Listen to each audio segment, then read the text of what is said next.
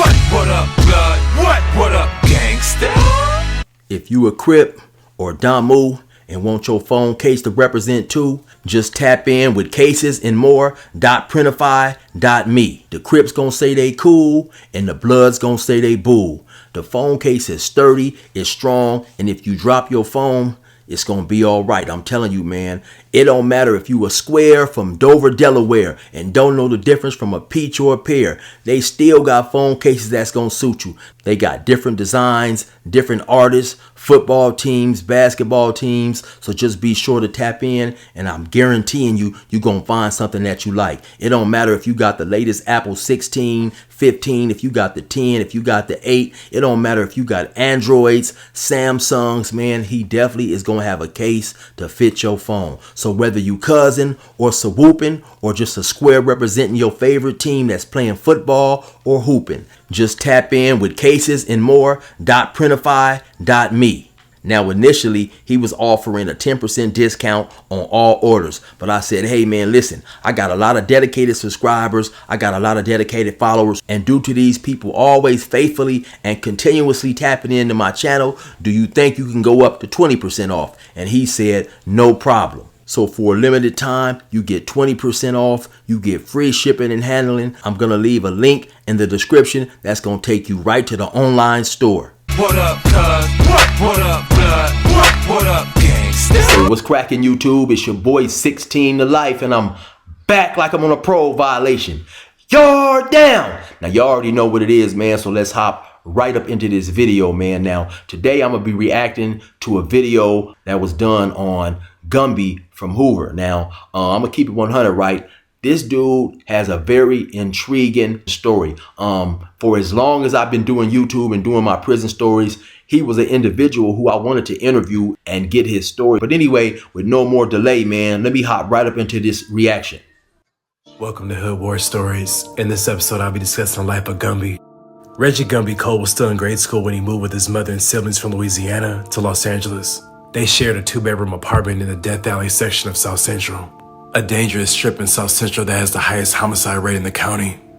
As a child, he idolized his older brother, who's from the 9 Deuce Hoovers, the local gang that had their neighborhood in a chokehold. Reggie's older brother would protect him from the neighborhood bullies. Growing up, Reggie was described as a class clown, an animal lover, and a good friend. His older brother was a few blocks from home one night when he was shot to death at the age of 15. Reggie was 10 years old. Now, I don't know if you guys caught that, man, but he said his older brother, Gumby's older brother, was shot to death at the age of 15, man. You know, I think a lot of times in gang situations, we normalize individuals dying young, but man, that is extremely young, 15 years old. When his older brother died, Reggie inherited his friends and his enemies. He also took on his brother's gang name, Gumby. He dropped out of manual arts high and spent the next few years floating, partying, and selling drugs. By 1994, he was selling crack at the motels along Figueroa, with a pistol tucked in his jeans. He occasionally bumped into his friend Obie Anthony, a fellow 9 Deuce member who also sold drugs down there. Up to this point, Gumby had never been in serious trouble, but that all changed after the night of March 27th, 1994. Felipe Angeles had gone out for beers with his 2 friends Victor and Luis when he asked to stop at Johnny's house to see a woman named Melinda. Johnny's house was a brothel that was located on 49th and Figueroa Street, ran by John Jones. This pimp/ex-felon ran an efficient operation. He managed a schedule of over 20 working women, firing those who would later cause trouble, and provided amenities like condoms and packs of cigarettes to his customers. Felipe was 29 years old at the time and had recently came to LA from Mexico, where he had a wife and 4 kids, and found work at a factory attaching cloth covering to stereo speakers. So that night, Felipe was looking to have a little fun. He walked up to the locked door and asked to see Melinda. The man standing guard said that she was busy and to come back tomorrow. As Felipe returned to the car where his friends were, 3 men accosted him. About 10 seconds later, 5 to 7 8 gunshots rang out. By the time detectives arrived, Felipe's body was cold dead in the street face down. He had been shot. Now, you know, that's definitely unfortunate, man, but it seems like whoever these individuals were who committed this act, they was hanging out by this hoe house, you know, and I guess dudes going to hoe house, they do what they do, they handle their business. And so for dudes out there in the street, you got individuals coming to the hoe house. And so I guess that's a good place for them to, you know, try to put down robberies or robbery attempts or whatever. And that's what seems like it happened in this case. The robbery went bad. Once in the back. His two friends were at the hospital being treated for their injuries. Victor was struck in the chest and ankle, and Luis was shot in his legs. Both survived. Their blue Mazda was shot at least once, and a bullet had shattered the windshield of a car parked on the street. At first, detectives had little to go on, but weeks later, a tip led them to Gumby and Obi. The two were in jail when they learned they had been charged with murdering Felipe. At trial, they insisted they were innocent, and their defense attorney argued that they were home hungover after drinking heavily the night before. No physical evidence connected the pair to the crime. The prosecution's case relied almost entirely on eyewitnesses who identified them as the shooters. John was a star witness who said he was sure that they were the men he saw. The verdict came back guilty on all counts. Gumby and Obi were given life in prison without the possibility of parole. When Gumby first got to prison, he made an effort to be a model inmate. He made his bed every morning and was always prompt for count. Calipatria was often described as a money prison. It was swarmed with unchecked violence, and drugs were rampant. Eddie Clark, also known as Devil, was a shot caller among the black inmates of the prison. He was also a respected elder in Gumby's old gang and neighborhood. 2 years after he entered prison, Devil fell in love with a correctional officer at that prison. When she quit her job, she would visit Devil and supplied him with PCP-laced cigarettes that he sold to other inmates. Devil also manufactured vast amounts of an alcoholic brew he mixed up while working in the kitchen. As Devil's substance abuse worsened, he became excessively violent and sexual with other inmates, taking dudes' manhoods left and right. It was taking dudes down by fear due to his sheer size. The Hoovers tried to stage an intervention because he was completely out of control. On the morning of November 28, 2000, Gumby had already known revenge could be on its way. He had refused an order from Devil to take the fall for a higher-ranking inmate who was caught with a knife. So that morning, the Devil approached Gumby in the yard and poked him with a flat, which is a piece of stainless steel sharpened to a point, and whispered to Gumby, "Nigga, you my bitch now." Gumby went off to nurse his wounds. The guards didn't notice the attack, and it was common for inmates to withhold details of a Devil attack. Another one of Devil's victims had told guards that he was stung by a bee. Gumby knew Devil would come after him again. Gumby then dug up a knife from the yard that he fashioned previously and hid it in his pants. Minutes later, Gumby did a full sprint across the yard and leaped over a guard and dug the knife into Devil's neck. Devil died on the spot, and blood was...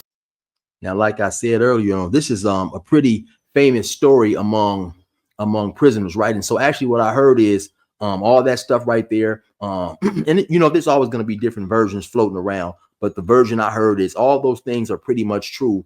Though when they was doing inline, which is the convicts who are out on the yard, get ready to go back in the building, you have to get searched. And they say that Devil was getting searched. So he had his hands spread out, his legs spread, his hands out. And Gumby came up from behind and, handled his business, man. And so and I spoke to a couple of individuals who claimed to be there. And they said when it happened, the guards who were searching Devil, they just bolted. They got up out of there. They panicked. But yeah, got to be a cold situation. Scattered. And for the second time, Gumby was charged with murder. This time, he was subject to the death penalty because of the 1995 conviction. It drew the interest of the California Innocent Project, which reviews inmates' claims of wrongful convictions. The California Innocent Project filed a corpus petition to have Gumby's murder conviction thrown out. The group argued that John, who had a previous conviction for manslaughter and was a police informant, fabricated most of his testimony. After 16 years in prison and 10 years in solitary confinement, Gumby was free. And finally free after serving. Now, did y'all just hear that? After 16 years in prison, 10 years in solitary confinement, which is basically the shoe. I'm assuming he was fighting those charges and dealing with circumstances surrounding the stabbing that he was charged with. But man, that's a long time. 16 years for a crime he didn't commit. This is Reggie Cole. He actually walked out of a California prison over the weekend, thanking the California Innocence Project and law school students who worked diligently on his case. Attorneys were able to successfully argue that Cole's 1994 murder conviction was based on evidence that was simply fabricated. It takes, again, a very special, strong kind of person to make it through 16 years of incarceration and keep fighting for their freedom. The only way I can think to repay them is to go out in society and prove that I've spent these last 16 years preparing myself to be free. Cole's life sentence was actually thrown out last July, but he still had to finish a manslaughter sentence for killing a fellow inmate. He now says he wants to get his GED and study the law. Ladies and gentlemen, today is my first day of freedom. I feel good, And I'm saying, damn, I look good. I'm just saying. I'm telling you, boy, it feels good to be free. Thank everybody at the Innocence Project. Thank God. Thank my mom, my family for being so supportive. My lawyer, Chris Fleur, don't forget him. I thought you were part of the my attorney, Mr. Christopher Fleur. There we go. Now, you know, as an individual that's done a lot of time myself, and I've always said that I was guilty, right? But even though I've always wondered what's more of a travesty of justice. What do you guys think? You know, having an individual go to jail for something he didn't do, or having someone go to trial for something they did do and be found innocent? You know, in my opinion, it's definitely a bigger travesty of justice to have an individual for something he didn't do sitting up in prison. You know, imagine just having life without parole for something you really didn't do. That's what's up. That's what's up. Thank you very much. I'm out. In 2011, Obi was released from prison after another judge concluded that John, the pimp, not only lied, but was given a lighter sentence on pimping and pandering charges. In exchange for his testimony, Obi was ultimately awarded an $8.3 million settlement. In March of 2015, Gumby was arrested on assault with a deadly weapon and being a felon in possession of a firearm. Police accused him of shooting a fellow gang member in the leg 3 years earlier after he refused to sell them crack. Gumby went to trial and was ultimately found innocent. In 2017, Gumby was awarded a $5.2 million settlement from the city of Los Angeles. These days, Gumby is living comfortably and still goes back to his hood and hangs with his gang. Now that overall just a cold, intriguing story. Like I said earlier, imagine being locked up. You have life without parole for something that you really did not do, right? And then you go to prison, and while you're in prison, unfortunately, you get charged with a murder. Now, I don't know, you know, we can look at it one of two ways. Now, had he not been charged with that murder, it is possible that he and his crimey, the dude that he was charged with, would still be in prison, right? Because once he's charged with that murder, he's facing the death penalty. So they assign him a lawyer, some type of way. After this lawyer gets assigned to his case, they start to dig into his original conviction. They dig into the original conviction and they realize that this dude is 100% innocent of those charges. I had read something a while ago on this, and it said something about, I believe, if I'm not mistaken, I believe it was Gumby, who had been shot 3 years. He had been shot in the leg 3 years before this incident even took place. And some type of way they had tried to use that in court during the trial, but they tried to make it seem like he had been shot in the incident in which he was charged, that had happened a month or two before he was charged with that. But no, you know, they brought in doctor records to show that no, this dude had been shot 3 years ago, and still with all that evidence, they still found him guilty. So it's just a cold situation. And so once he does get charged with this murder in prison, the Innocence Project gets involved, and they find out, yes, that he is completely innocent. And so eventually those charges that he was sent to prison for are dropped, and he is basically sent home after completing the manslaughter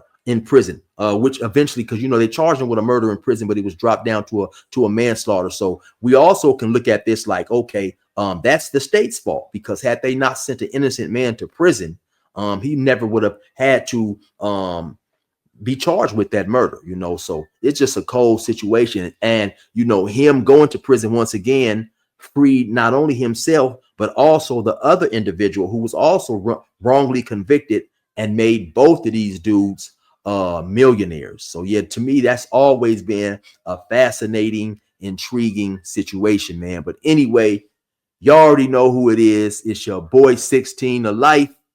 Resume normal program.